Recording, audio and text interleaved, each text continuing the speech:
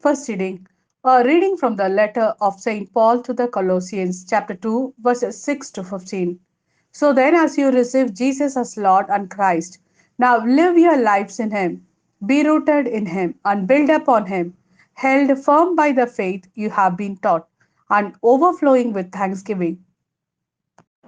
Make sure that no one captivates you with the empty lure of a philosophy of the kind that human beings hand on, based on the principle of this world and not on Christ.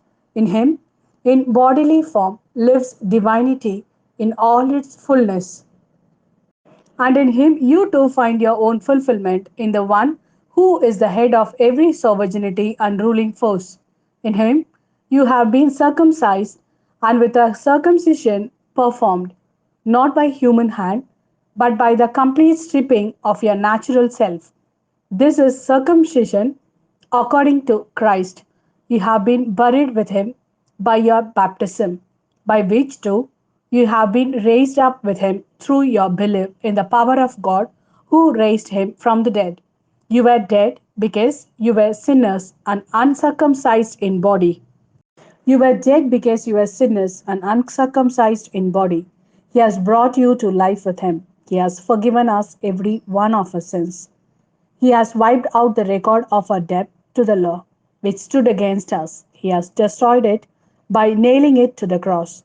And he has stripped the sovereignties and the ruling forces and paraded them in public behind him in his triumphal procession. This is the word of Lord. Thanks be to God. A reading from the Gospel according to Luke, chapter 6, verses 12 to 19. Now it happened in those days that he went on to the mountain to pray, and he spent the whole night in prayer to God.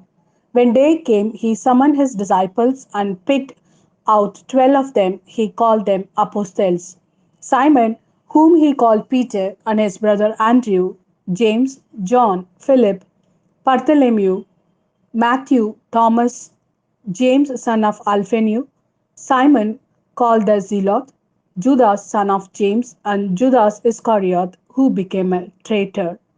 He then came down with them and stopped at a piece of level ground where there was a large gathering of his disciples, with a great crowd of people from all parts of Judea and Jerusalem and the coastal region of Tyre and Sidon, who had come to hear him and to be cured of their diseases.